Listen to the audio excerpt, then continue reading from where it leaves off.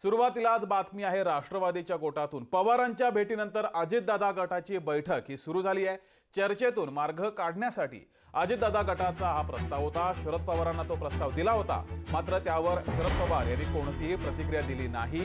त्यानंतर देवगिरी बंगल्यावर अजितदादा गटाची खलबत सुरू आहे। अजितदादा गटाची बैठक सुरू आहे। देवगिरी बंगल्यावर ही बैठक सुरू आहे। काही वेळापूर्वी अजितदादा गटाच्या मंत्र्यांनी अजितदादा यांनी शरद पवार यांची भेट घेतली होती। त्यावेळेस पक्ष एकसंध राहावा यासाठी पवारांना विनंती केली होती, मात्र त्यावर शरद पवार यांनी कोणतीच प्रतिक्रिया दिली नाही। त्यानंतर ही बैठक सुरू आहे। तर अजित पवार गटातील मंत्र्यांनी दिलगिरी व्यक्त केली, पवारांकडे दिलगिरी व्यक्त केली असं जयंत पाटील यांनी म्हटलंय। मात्र शरद पवार यांनी पक्ष एकसंध राहावा या अजित पवार यांच्या गटाच्या विनंतीवर कोणतीच प्रतिक्रिया दिली नाही। त्यानंतर आता अजित पवार गटाची देवगिरी या अजित पवार यांच्या निवासस्थानी बैठक सुरू आहे। दरम्यान या बैठकीत खलबत सुरू आहे, त्यामुळे राज्याच्या राजकारणात उद्या पावसाळी अधिवेशन आहे। त्या अधिवेशनाच्या एक दिवस अगोदर काहीतरी वेगळं घडणार का अशी चर्चा सुद्धा आता राज्याच्या राजकारणात रंगू लागली आहे।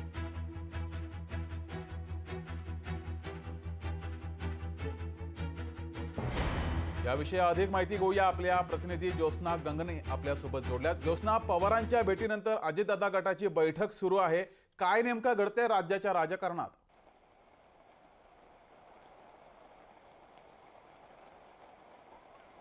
ज्योत्स्ना, आवाज पोहोचतोय?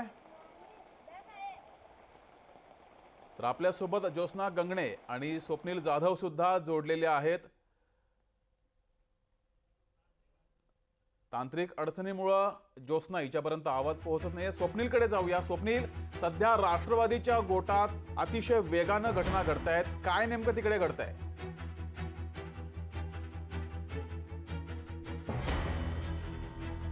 तर दोनही प्रतिनिधींकडून आपण माहिती घेऊ, मात्र आत्ताची सगळ्यात मोठी बातमी, अपडेट बातमी, पवारांच्या भेटीनंतर अजितदादा गटाची बैठक सुरू आहे। देवगिरी या अजित पवार यांच्या शासकीय निवासस्थानी ही बैठक सुरू आहे। दुपारपासून राष्ट्रवादीच्या गोटात अतिशय वेगानं अशा घडामोडी घडतायत। पावसाळी अधिवेशन उद्या सुरू होते, त्या पार्श्वभूमीवर अजितदादा आणि त्यांच्या मंत्र्यांनी शरद पवार यांची वायबी चव्हाण येथे जाऊन भेट घेतली। या भेटीनंतर प्रफुल्ल पटेल यांनी प्रतिक्रिया दिली। ही भेट, अजित पवार यांनी घेतलेली भेट ही शरद पवार यांचं आमचे दैवत आहेत, त्यांचा आशीर्वाद घेण्यासाठी ही भेट होती। तसेच पक्ष हा एकसंध राहावा अशी विनंती आम्ही त्यांना केली, मात्र शरद पवार यांनी त्यावर काहीही प्रतिक्रिया दिली नाही। त्यानंतर अजितदादा गटाची देवगिरी या निवासस्थानी बैठक सुरू आहे। आता या बैठकीत नेमकी काय खलबत सुरू आहेत याकडे साऱ्यांचं लक्ष आहे। दरम्यान जयंत पाटील यांनी सुद्धा त्या बैठकीनंतर प्रतिक्रिया दिलेली आहे।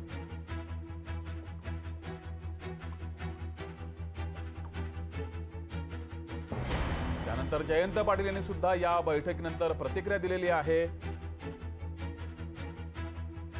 अजित पवार गटातील मंत्र्यांनी दिलगिरी व्यक्त केली असं जयंत पाटील यांनी म्हटलंय, मात्र शरद पवार यांनी यावर कोणतीही प्रतिक्रिया दिलेली नाहीये। स्वप्नील जाधव आपल्या सोबत जोडलेले आहेत, राष्ट्रवादीच्या कार्यालयाबाहेर स्वप्नील जाधव आहेत। स्वप्नील, दुपारपासून राष्ट्रवादीच्या गोटात अतिशय भयंकर वेगानं या घडामोडी घडतायत, नेमकं काय घडतंय तिकडे आता? नक्कीच राष्ट्रवादीच्या गोटात भयंकर घडामोडी सकाळपासून घडत आहेत, कारण राष्ट्रवादी काँग्रेसच्या मंत्र्यांची बैठक झाली आणि नंतर ते थेट मंत्री सर्व आहेत ते शरद पवार यांच्या भेटीसाठी वायबी चव्हाण सेंटर येथे दाखल झाले। या भेटीमध्ये शरद पवार यांच्या समोर अजित पवार जे राज्याचे उपमुख्यमंत्री आहेत त्यांनी जी भूमिका घेतली राष्ट्रवादीमध्ये त्याबद्दल दिलगिरी व्यक्त केली, मात्र शरद पवार यांनी त्यावरती मौन बाळगलेले, एकही वक्तव्य त्यावरती केलेलं नाही। त्यानंतर थेट शरद पवार या वायबी चव्हाण सेंटरमधून राष्ट्रवादी काँग्रेसचं कार्यालय त्या ठिकाणी आले होते। पक्षप्रवेशाचा कार्यक्रम या ठिकाणी पार पडला। यामध्ये शरद पवारांनी पक्ष बांधणीसाठी, पक्ष वाढीसाठी सुद्धा हालचाली केल्या असलेलं दिसतंय आणि कशा प्रकारे एकंदरीत अजित पवार यांच्यासोबत गेलेल्या आमदारांना परत आणण्यासाठी रणनीती आखण्यात येते त्याचा सुद्धा एक प्रत्यय या ठिकाणी दिसतो। मात्र अजित पवार हे शरद पवार यांच्याकडे जाऊन दिलगिरी व्यक्त करतात, याचा अर्थ कुठेतरी कायदेशीर पेच हा अजित पवार यांच्या समोर आहे, कारण शिवसेनेमध्ये जे घटना घडली, शिंदेंना जे जमलं ते कुठेतरी अजित पवार यांच्यासाठी अशक्य दिसतंय। त्यामुळेच अजित पवार हे राष्ट्रवादी काँग्रेसचे अध्यक्ष शरद पवार यांच्या भेटीसाठी दाखल झाले होते। कायदेशीर पेच नक्की कोणता आहे, पक्षावर दावा किंवा जो प्रतोद असेल या संदर्भातील जे कायदेशीर घडामोडी आहेत, कायदेशीर घटनात्मक जे काही अडचणी येत आहेत या दूर करण्यासाठी एकत्र येऊ, आपण एकत्र सत्तेत राहू असं प्रकारचं अजित पवार यांचा एक भूमिका दिसते, अशी भूमिका त्यांची दिसते. मात्र याला शरद पवारांचा विरोध दिसतोय. जगदीश जी स्वप्नील, जो असाच जोडला गेला रहा. आपल्यासोबत देवगिरी बंगल्याच्या बाहेरून आपल्या प्रतिनिधी ज्योत्स्ना गंगणे आपल्यासोबत जोडल्यात. ज्योत्स्ना, देवगिरी बंगल्यावर अजितदादा गटाची बैठक सुरू आहे, नेमकं काय घडतंय तिकडे? नक्कीच आपल्याला माहिती आहे की अजित पवार जे आहेत त्यांनी भलेही आतापर्यंत उपमुख्यमंत्री पदाची 5व्यांदा शपथ घेतली असो आणि नव्याने शिंदे फडणवीस सरकारमध्ये ते सामील झालेले असो, मात्र शपथ घेतल्यापासून अजित पवार हे दोनदा जे आहेत ते शरद पवार यांच्या भेटीला गेले. एक म्हणजे जेव्हा शरद पवार यांच्या पत्नी आणि अजित पवार यांच्या काकी प्रतिभाताई पवार यांचं हाताचं ऑपरेशन झालं तेव्हा ते सरळ सिल्वर ओकला गेले होते. त्यावेळेस त्यांनी ही भेट जी आहे ती कौटुंबिक सांगितली होती. मात्र आज उद्या अधिवेशन सुरू होणार आहे. अवघ्या 24 तास अधिवेशनाला राहिलेले आहेत, पावसाळी अधिवेशनाला.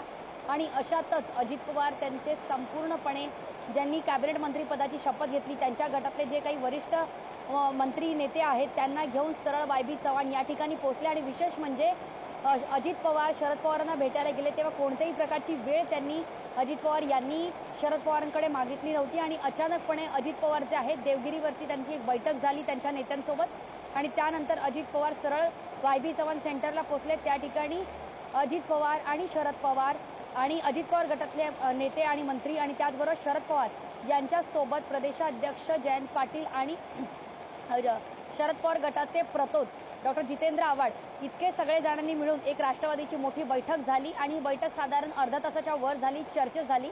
आणि त्या ठिकाणी शरद पवारांनी बैठकीमध्ये मौन बाळगलं असल्याचं स्वतः जयंत पाटील यांनी सांगितलं. एकीकडे उद्या अधिवेशन सुरू होत असताना कुठेतरी अजित पवार यांना इंडिव्हिज्युअल लढा असा द्यायचा आहे. कारण साधारण काही 2-3 आठवड्यापूर्वी अजित पवार हे विरोधी पक्ष नेते होते आणि तेच अजित पवार आता स्वतः राज्याचे उपमुख्यमंत्री असतात. आणि वर्षभर अजित पवारांनी शिंदे फडणवीस सरकारवरती जे काही प्रश्नचिन्ह उपस्थित केले होते, जे काही मागण्या केल्या होत्या त्याचीच उत्तरं आता पावसाळी अधिवेशनमध्ये अजित पवार यांना एक सरकार, एक सत्तेत असलेलं सरकार म्हणून द्यायचं आहे. आणि त्यामुळे कुठेतरी अजित पवार आणि अजित पवार गटाची जी आहे ती कुठेतरी अडचण होऊ शकते पावसाळी अधिवेशनामध्ये. मात्र ज्योत्स्ना, अजित पवार गटातील मंत्र्यांनी दिलगिरी व्यक्त केली आहे. अजित पवार गट एक पाऊल मागे का येतोय, नेमकं काय कारण आहे? आणि देवगिरी येथील या बैठकीमध्ये नेमकी कुठल्या विषयावर खलबतं सुरू आहे? देवगिरी या बंगल्यावरती अजित पवार यांची सकाळपासून त्यांच्या नेत्या आणि मंत्र्यांसोबत बैठक चालू होती. या बैठकी दरम्यानच हे ठरलं की आपण सर्वांनी जाऊन शरद पवार यांचा आशीर्वाद घेतला पाहिजे, शरद पवार यांच्याशी चर्चा केली पाहिजे. कारण जगदीश आपण बघतोय की अजित पवार आणि शरद पवार हे दोन उभे गट राष्ट्रवादीत फूट पडून निर्माण जरी झाले असले तरी अजित पवार यांच्या गटातील अनेक नेते जे आहेत ते अद्यापही शरद पवार यांच्या परवानगीशिवाय त्यांचे फोटो वापरतात, वारंवार शरद पवारांचा आमच्यावरती आशीर्वाद असल्याचं बोलतात आणि दुसरीकडे सत्तेत सामील होतात. आणि त्याचमुळे कुठेतरी जर आपल्याला राष्ट्रवादी पक्ष आपल्याजवळ ठेवायचा असेल, जर आपल्याला आपल्या मतदारसंघात मजबूत असल्याचं दाखवायचं असेल आणि आपल्याला या पावसाळी अधिवेशनामध्ये सुद्धा आम्ही सरकारमध्ये का सामील झालो आणि राष्ट्रवादी पूर्णपणे एक आहे, आम्ही राष्ट्रवादीच्या अजित पवारांच्या गटाला शरद पवारांचा आशीर्वाद आहे असं दाखवण्याचा प्रयत्न जो आहे तो विरोधी पक्ष नेते असलेले आणि आता उपमुख्यमंत्री असलेले अजित पवार जे आहेत ते दाखवण्याचा प्रयत्न करत आहेत आणि त्यांचे सगळेच नेते मंत्री हे दाखवण्याचा प्रयत्न करत आहेत. आणि त्याचमुळे सकाळपासून देवगिरी बंगल्यावरती अजित पवार आणि त्यांच्या नेत्या मंत्र्यांची जी काही बैठक सुरू होती त्या बैठकीमध्येच हे ठरलं होतं की आपण शरद पवारांचा आशीर्वाद घ्यायला गेलं पाहिजे. कारण जर ही पूर्वनियोजित असती तर त्यांनी वेळ तरी मागितली असती, मात्र ही पूर्वनियोजित नव्हती. ज्योत्स्ना, तू अशीच जोडली गेली राहा. स्वप्नीलकडे जाऊया. स्वप्नील, एकीकडे देवगिरी बंगल्यावरती बैठक सुरू आहे, खलबतं सुरू आहेत. काही वेळापूर्वी तू दुपारपासूनच या सर्व घटना घडामोडींवर लक्ष ठेवून आहेस. वाय.बी. चव्हाण येथे शरद पवार यांची भेट घेण्यासाठी संपूर्ण मंत्रिमंडळ हे राष्ट्रवादीचं आलं होतं. अजित पवार होते. मनधरणी करण्याचा प्रयत्न केला गेला. आता शरद पवार यांच्या गोटात, त्यांच्या गटात नेमकं काय सुरू आहे? नक्कीच दिवसभरामध्ये सुरू असलेल्या घटना खरंच अनपेक्षित आहेत. कारण बैठकांकडे सर्वांचं लक्ष लागलेलं असताना एकीकडे राष्ट्रवादी काँग्रेसच्या नेत्यांमध्ये या भेटीगाठी होत आहेत. खरं तर बंडानंतरची ही पहिली भेट असेल शरद पवार यांच्यासोबत. राजकीय चर्चा झाल्या. मात्र शरद पवार यांच्या भेटीनंतर राष्ट्रवादी काँग्रेसचे ऑफिस आपण या कार्यालयामध्ये जाऊया तर इथे शांतता पसरलेली दिसते, कारण ज्या काही घटना या घडत आहेत त्या सर्व वरच्या पातळीवरती घडत आहेत.